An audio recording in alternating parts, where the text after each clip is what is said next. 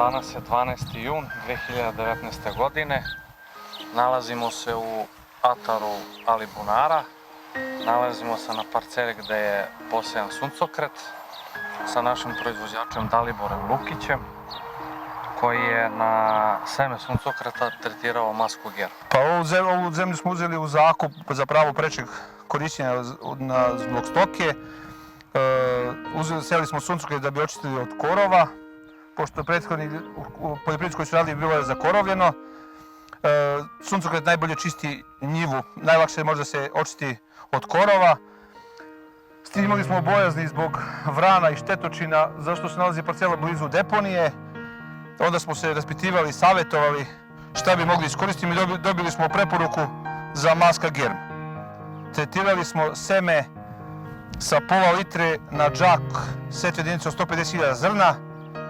Pošali smo ga 15. aprila. Ovdje ima parcela oko 30 lanaca. Kao što vidite, uspjelo je to. Vrane nisu prilazile bukvalno parceli i mi smo zadovoljni zbog što smo to tretirali sa tim preparatom. Recite, Dalibore, kako ste naneli na seme masku?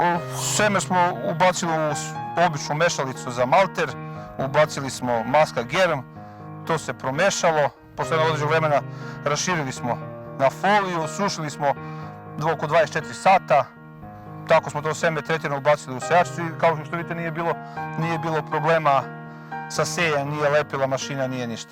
Znači nije bilo da se desilo da su se slepljivala semena? Ne, nije bilo uopšte. Molim vas, kažite nam da li ste primetili prisustvo žičara?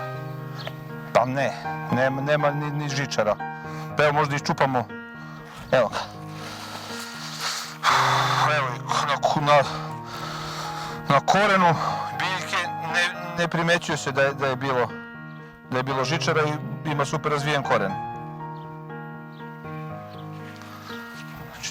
Možemo da kažemo da je maska GER održala ovu biljku u dobroj kondiciji, bez obzira što je u zadnjem proteklim vremenu bilo kiše, stresnih uslova.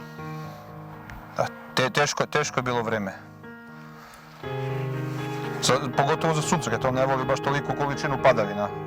Da. Znači ovime možemo da kažemo da je maska GER zaštitila suncokret i od žičara, a i od napada vrana. Pa možemo da budemo sigurni u to da jeste.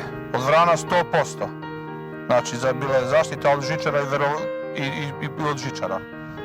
Znači ne primećuje se nigdje na biljci da je bilo, na koje da je bilo prisustvovali.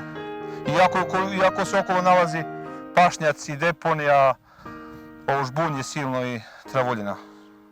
Dalibore, jedno pitanje, da li ćete i dalje koristiti?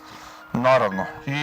I na ostalim parcelama i koje nisu u blizini deponije, jer se pokazuju izuzetno delotvornim. Znači mogli bi ovo da preporučimo i drugim proizvođačima?